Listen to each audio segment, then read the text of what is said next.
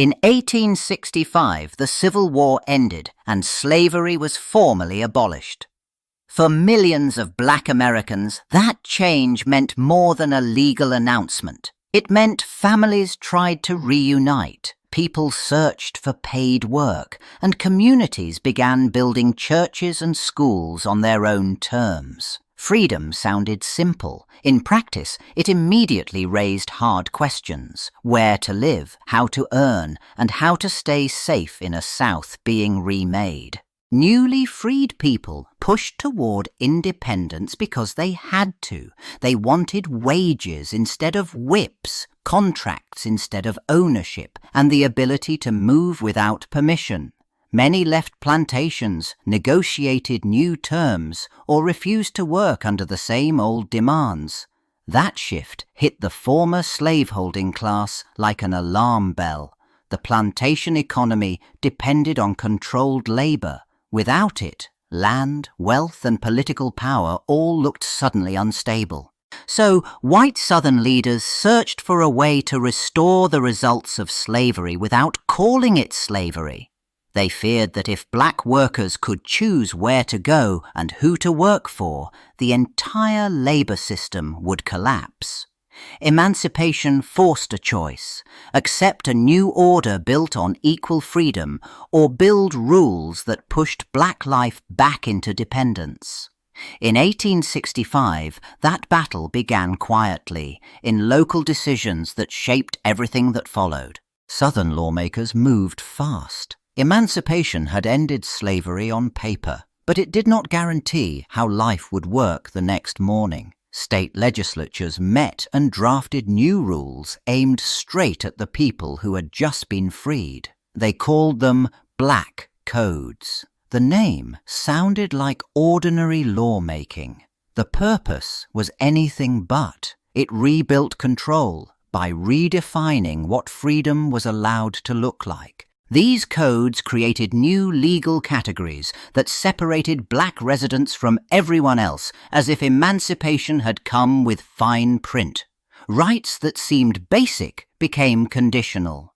Work had to happen on someone else's terms. Movement had to be justified. Family decisions, contracts, and living arrangements all got pulled into the reach of the state. The promise of freedom stayed visible, but the boundaries around it tightened in statute books. Once the codes passed, Southern governments gained a tool that looked neutral and official, even when it targeted one group.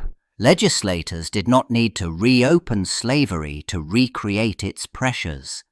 They only needed to write laws that narrowed choices and raised the cost of independence. In practice, these statutes turned emancipation into a regulated status, where black life stayed supervised and punishable, not fully free.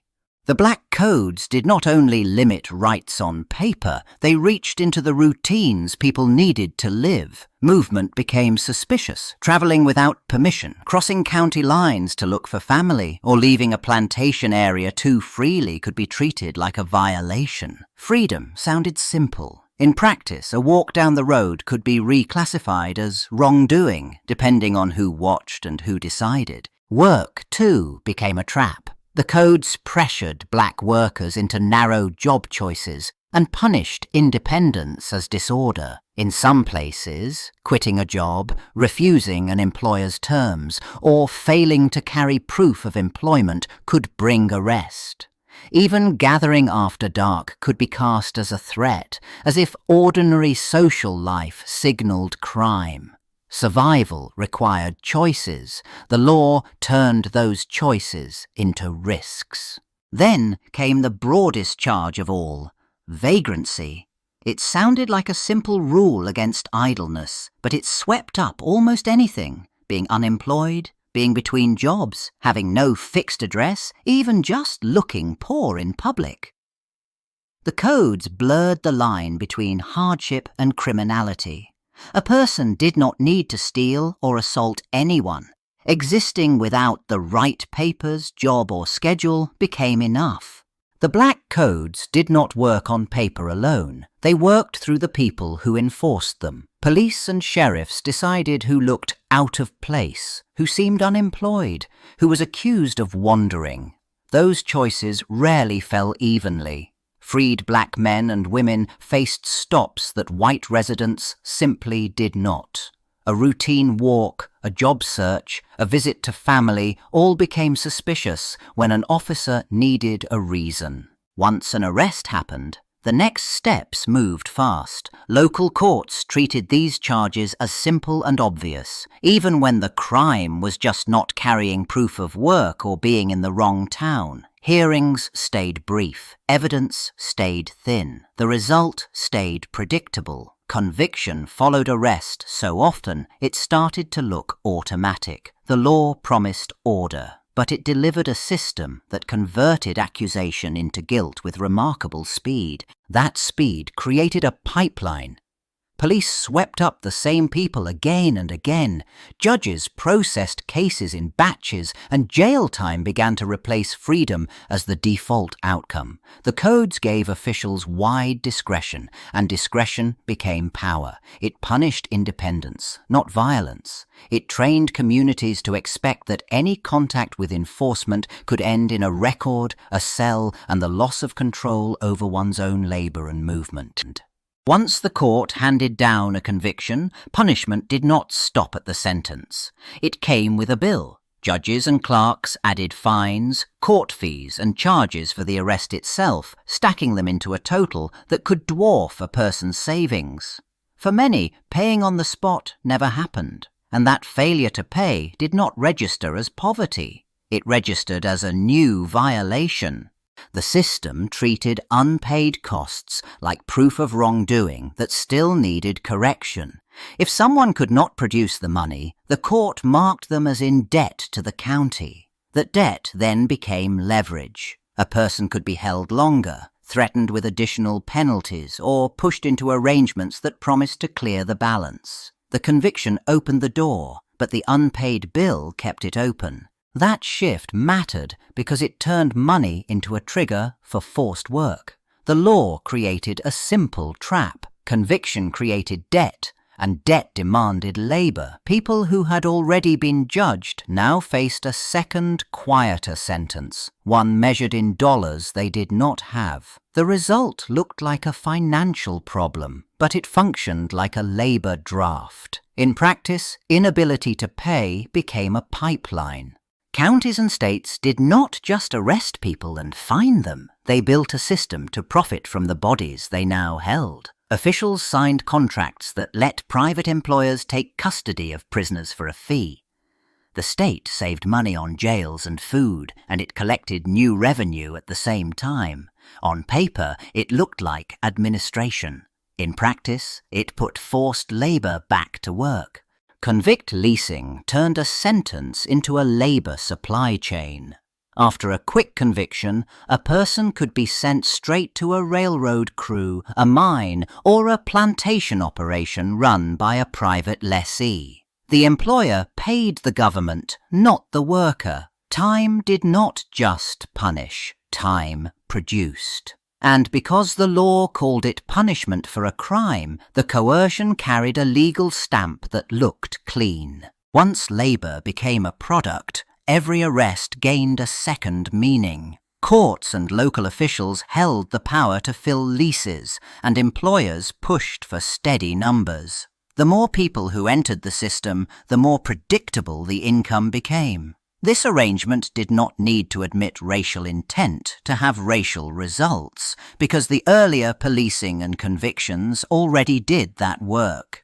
Criminal justice became the cover. Forced labor became the outcome. Once people were leased out, the rules changed fast. The state still held the paper claim to a prisoner, but the daily control shifted to the employer who paid for that labor. The goal stayed simple. Get as much work as possible, as cheaply as possible. If someone broke down, it rarely slowed the system. Another body could be leased. Disposal became routine. That logic reshaped the workplaces and camps. Food, medical care, rest, even basic safety got treated as unnecessary costs. Exhaustion became normal, An injury became expected. Punishment filled the gaps where wages and consent would have been. Beatings enforced speed, shackles enforced obedience. The message stayed clear in every task. Survival depended on output, not on rights. Over time, the violence stopped looking like excess and started operating like policy. High death rates no longer shocked officials who tracked the contracts and the payments. They simply replaced the dead and billed for the living. Harsh discipline kept the work moving and warned everyone else. The system did not collapse under brutality. It ran on it day after day. Federal power finally pushed back. Congress created the Freedmen's Bureau to help protect basic rights, and new civil rights laws signaled that the old black codes could not stand as written. Military Reconstruction put Southern states under direct oversight and demanded new state constitutions. On paper, that pressure cracked the system, but the goal in many places stayed the same: control over black labor. So the laws shifted shape. Legislatures rewrote the codes in cleaner language, avoiding the most obvious racial labels while keeping the same traps. Vagrancy rules stayed, as did harsh penalties for small offences. Local officials still decided who looked suspicious, who had no lawful employment, who had broken a labour contract. Federal rules said freedom existed. Local practice decided what freedom meant day to day.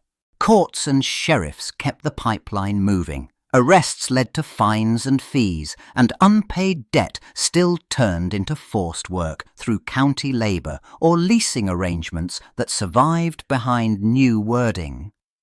When federal investigators challenged abuses, counties learned to document just enough to appear legal. The names on the statutes changed, but the outcome often matched the old design. Punishment became a labour system. As Reconstruction collapsed, the pressure that had held back the old system weakened. Southern governments regained room to set the rules, and they reached for familiar tools. The black codes no longer needed to exist by that name because their logic already fit inside order, public safety, and labour discipline.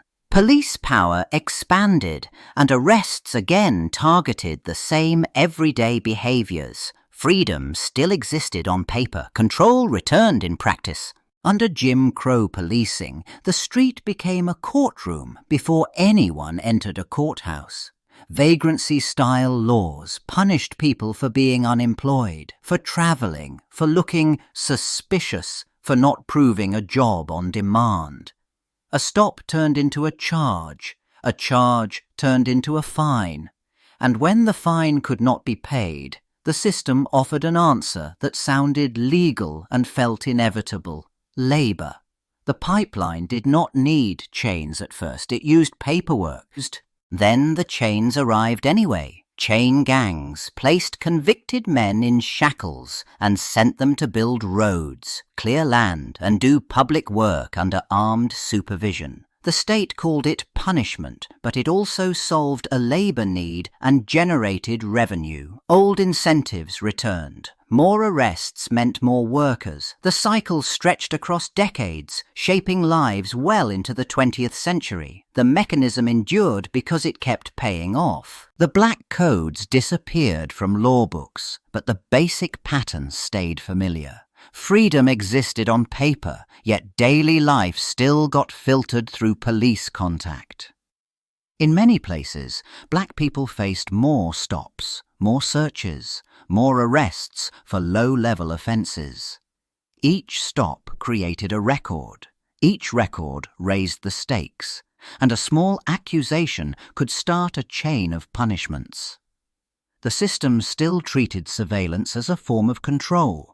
Then money entered the story, the same way it once did through court costs and debt. Fines, fees, and added charges piled up after minor cases. When people could not pay, penalties multiplied: warrants, license suspensions, time in jail. The original offence mattered less than the inability to meet the price. A legal debt turned into pressure, and pressure turned into compliance. The law still converted hardship into punishment. Inside jails and prisons, labour continued to sit at the centre of that punishment. People worked for pennies or for nothing under rules they did not control.